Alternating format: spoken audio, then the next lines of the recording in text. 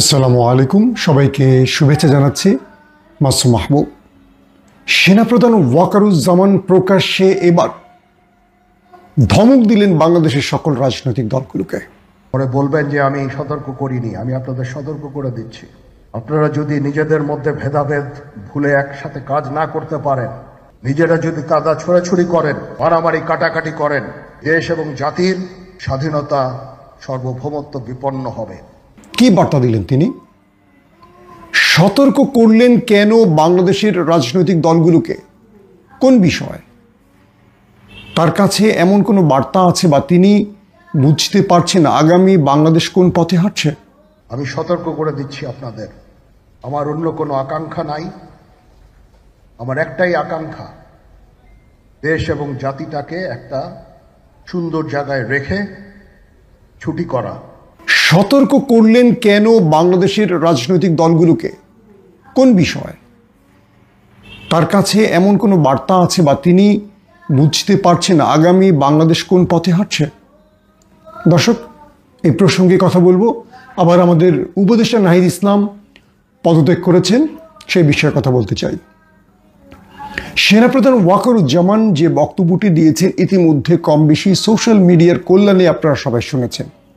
তিনি বলেছেন, আমি আপনাদের সতর্ক করছি। এবং এই সতর্ক বার্তাটি কি দিলেন তিনি? তিনি বললেন, এই দেশে যারা এখন বিভাজন সৃষ্টি করছে তারাই এই দেশের আইন শৃঙ্খলা নষ্ট করছে। তিনি বলছেন, এক দল অন্য দল কাঁদা ছোড়াছড়ি করছে এবং পুলিশ, র্যাব, বিজিবি, সেনাবাহিনী এরা কাজ করতে পারছে না প্যানিকের জন্য।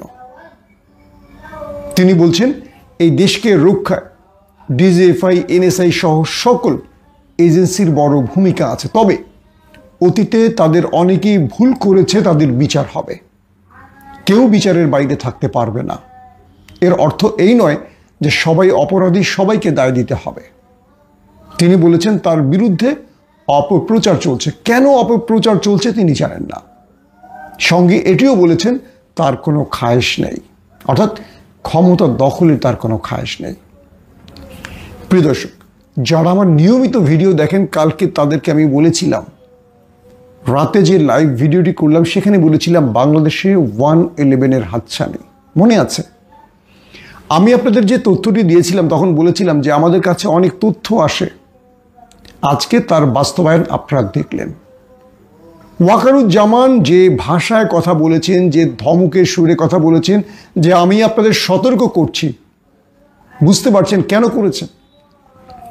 হাসিনা বিদায় নেওয়ার পর যে নতুন সরকার আসছে, সেই সরকার ক্ষমতায় আসার পর আমরা প্রতিদিনই দেখছি বাংলাদেশের বিভিন্ন প্রান্তে দাবি দাওয়ার ঝুড়ি খুলে বসেছে অনেকে। রাজপথগুলো ব্লক করে দিয়ে এক এক দিন এক এক জায়গায় বিভিন্ন দাবিতে নেমেছে মানুষ। যে পুলিশ ডিমোরালাইজ হয়ে গেছে, যে পুলিশ 15 বছরের দুঃশাসনে মানুষের সাথে অত্যাচার নির্যাতনের জন্য জনগণের ঘৃণার কারণ হয়ে গেছে, সেই পুলিশকে গুছিয়ে আনতে সময় লেগেছে এবং অপরাধী পুলিশদের শনাক্ত করে তাদের বিরুদ্ধে শাস্তিমূলক ব্যবস্থা নিতেও সময় লেগেছে রাষ্ট্রের। কিন্তু আমরা যারা এই রাষ্ট্রটাকে বাঁচাবার দায়িত্ব নিয়েছিলাম, আমাদের তরুণ ছেলেরা ট্রাফিকের দায়িত্ব নিয়েছে, যখন চুরি ছিনতাই বেড়ে গেছে তারা রাত জেগে দেশ পাহারা দিয়েছে। হঠাৎ করে আমাদের মধ্যেই কে বা কারা লুটপাটে ব্যস্ত হয়ে গেছে, যেন তারা ক্ষমতায় বসে গেছে, তাদের চেহারা উন্মোচন করেছে। ক্যাম্পাসগুলোতে একে অপরের সাথে মারামারিতে জড়িয়ে গেছে। কুয়েট তার প্রধান কারণ, চিটাগং সহ আরও কয়েকটি জায়গায় আমরা দেখেছি 350-এর মতো প্রাণ চলে গেছে বিভিন্ন জায়গায় অপঘাতে। ক্রমান্বয়ে বাড়ছে। আমি আপনাদের বলেছিলাম যে কোনো সময় বাংলাদেশ একটা বড় বিপদে পড়তে পারে, সেটা 111 হোক কিংবা মিশরের আব্দুল ফাত্তাহ আল সিসির মতো ক্ষমতা দখলের ঘটনা হোক। আমি আপনাদের বলেছিলাম দেশ এমন একটি সিচুয়েশনে দাঁড়িয়ে গেছে বা এমন একটি মুভমেন্টে চলে যাবে, জনগণই তখন সেনাবাহিনীকে বরণ করতে প্রস্তুত থাকবে। আর যারা নির্বাচন করে মুখে ফেনা তুলছেন তারা আবারও লম্বা সময়ের জন্য ইঁদুরের গর্তে চলে যাবেন।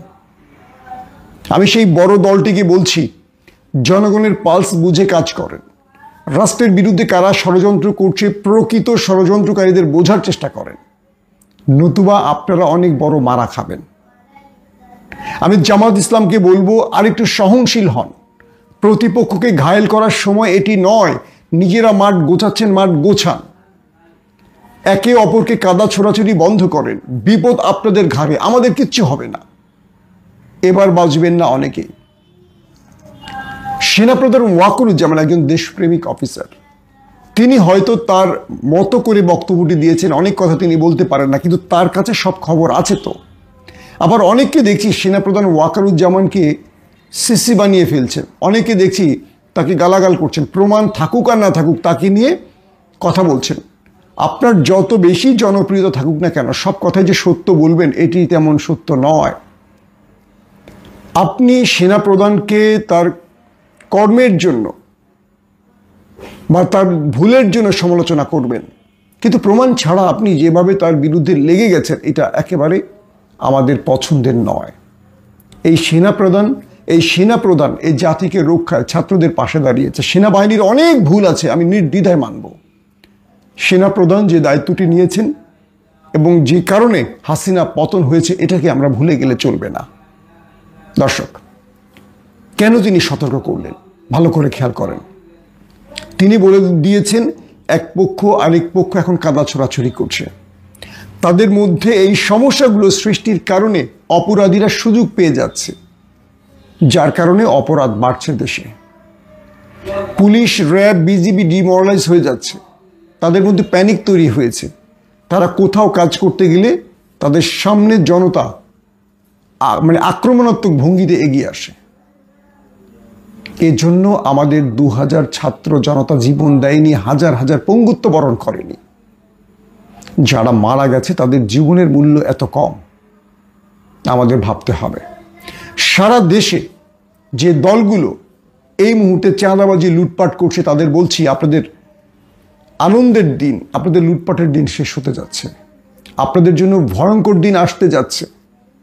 প্রতিটা ব্যক্তির ডাটা তথ্য সেনাবাহিনীর কাছে আছে, ডিজিএফআইয়ের কাছে আছে। যে তথ্যের বিষয়গুলো আমরা কম বেশি জানি, নাম বলছি না, আপনারা বুঝে রাখবেন। যে নেতা কর্মীদের মাঠে নামিয়ে লুটপাট করিয়েছেন তার ডাটা আছে, যে কর্মী মাঠে নেমে লুটপাট করেছেন তার ডাটা আছে। যারা এই মুহূর্তে 15 বছরের ক্ষুধা মিটাচ্ছেন তাদের প্রত্যেকের ডাটা সেনাবাহিনীর কাছে আছে। সেনাবাহিনী যদি একবার ক্ষমতায় বসে, মিশরের আদলে কিংবা 111 আসে বাংলাদেশে, মনে রাখবেন একটারও পাছার ছাল থাকবে না। যে টাকা হজম করতে কামাই করেছেন হজম করতে পারবেন না। আওয়ামী লীগের অনেকেই টাকা হজম করতে পারেনি। আপনাদেরও একই পরিণতি হবে, বারবার সতর্ক করছে। সেনাবাহিনীর প্রধান ওয়াকারুজ্জামান সতর্ক করছেন। সতর্ক বুঝতে পারছেন কি সতর্ক করছে? তিনি বলছেন আপনাদের এই বিভাজন জাতির স্বাধীনতা সার্বভৌমত্বকে হুমকিতে ফেলছে। বুঝছেন? এই দেশকে রক্ষার আগে, আবারও বলছি, এই দেশকে রক্ষার প্রয়োজনে আমরা আবারও রাজপথে নামবো, কিন্তু কোনো ভুল মানুষের নেতৃত্বে আমরা আমাদের জীবনকে এভাবে হারাতে রাজি নই। আমাদের 2000-এর অধিক সন্তানরা, ভাইরা, বোনেরা, ছোট বাচ্চারা জীবন দিয়েছে। বিনিময় কি পেয়েছি? সেই লুটপাটের বাংলাদেশ তো আবারও আমরা দেখতে পাচ্ছি, তাই না? এক লুটপাটকারী চলে গেছে, আরেক লুটপাটের উৎপাত শুরু হয়ে গেছে। এই লুটপাট কি বন্ধ হবে না বাংলাদেশ থেকে? এই যে রাজনীতির নামে কুরাজনীতি, অপরাজনীতি, এটা বন্ধ হবে না? মিথ্যাচার, দায় দিয়ে দাও, ওইটা করো ওইটা করো, এই যে রাজনীতি বন্ধ হবে না? কবে বন্ধ হবে? কত মানুষের জীবনের বিনিময় বন্ধ হবে বলেন? একটা সুষ্ঠু পরিবেশ, সুন্দর পরিবেশ কি এই দেশের মানুষ দেখতে পারবে না? কোনোদিন না। আপনার দেশের প্রকৃত মালিক আপনারা বলেন জনগণ নির্বাচন চায়, জনগণ নির্বাচন চায়। কোন জনগণ নির্বাচন চায় বলেন? আইন শৃঙ্খলা কেন এই আমাদের দেশের এই আইন শৃঙ্খলার এই অবস্থা খারাপ কেন বলেন? কেন আইন শৃঙ্খলার এত খারাপ অবস্থা? কারণ সরকারকে অনেকে সহযোগিতা করছে না যাতে সরকার দ্রুত নির্বাচন দিতে বাধ্য হয়। বুঝতে পারছেন? আমরা সব বুঝি, আমরা মূর্খ নই।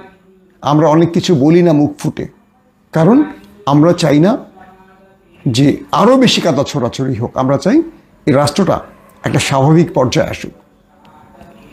সেনাবাহিনীর প্রধান যে বক্তব্যটি দিয়েছে, যদি কারো মগজে না ঢোকে ঢুকিয়ে নেন। বাংলাদেশ খুব ক্রুশিয়াল মুভমেন্টে আছে। আপনারা পরবর্তী বলবেন যে সেনাবাহিনী সরকার কি ক্ষমতা দখল করছে, আবার ছাত্র জনতা মাঠে নামবে না। কেউ নামবে না। কেন নামবে বলেন? আপনারা লুটপাট করবেন আর আমরা জীবন দিব। ফাজলামি পাইছেন? আপনারা লুটপাট করবেন আর আমরা জীবন দিব, আমরা পঙ্গুত্ব বরণ করব, এরকম ফাজলামি এই দেশে আর চলবে না। Be careful. দর্শক, আমাদের ছাত্রনেতা নাহিদ ইসলাম পদত্যাগ করেছেন। তিনি প্রধান উপদেষ্টা ডক্টর ইউনূসের কাছে পদত্যাগ পত্র দিয়েছেন, তার সাথে কোলাকুলি করেছেন এবং নতুন বাংলাদেশের স্বপ্নে তিনি সরকারের এই দায়িত্ব ছেড়ে খালি পায়ে সেখান থেকে বেরিয়ে এসেছেন। তিনি রাষ্ট্রীয় গাড়ি বহন করেছেন, কিন্তু পদত্যাগ করে খালি পায়ে তিনি ফেরত এসেছেন জনতার কাতারে। নতুন রাজনৈতিক দল করবেন মানুষের স্বপ্ন পূরণে। এখন নাহিদ ইসলামকে বলবো, আপনি যে কদিন এই পদে ছিলেন, যারা আপনার নাম ভাঙিয়েছে বা আপনার নামে যে কি বলবো অভিযোগগুলো উঠেছে বা আত্মীয় স্বজনের ব্যাপারে আরও যারা উঠেছে, আপনার ক্ষমতা গ্রহণের সময় এবং ক্ষমতা ছাড়ার সময় আপনার অর্থনৈতিক সকল হিসেব নিকেশ জাতিকে প্রকাশ করুন। একটা নতুন ধারা মানুষকে দেখান। জবাবদিহিতার এই ধারাটি আপনি শুরু করেন। তথাকথিত রাজনীতির বাইরে এসে আপনি নতুন কোনো ধারা আমাদেরকে দেখান। আমরা এই প্রত্যাশায় থাকব এবং নতুন দল, যে দলটি আপনি গঠন করতে যাচ্ছেন, এই দলটি মানুষের স্বপ্ন পূরণ করুক, এটারও প্রত্যাশা থাকবো আমরা। আপনার জন্য শুভকামনা, আমাদের হৃদয় থেকে ভালোবাসা। 15 বছরে যারা পারেনি এবং 15 বছর এই দেশ যতটা পিছিয়ে গেছে, সকল কিছু ছাপিয়ে আপনারা নতুন কিছু মুখ এই দেশের মানুষের স্বপ্ন পূরণ করেছেন। তাই আপনাদের কাছে আমাদের প্রত্যাশা অনেক।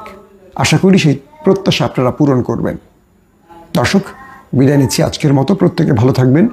আল্লাহ হাফিজ।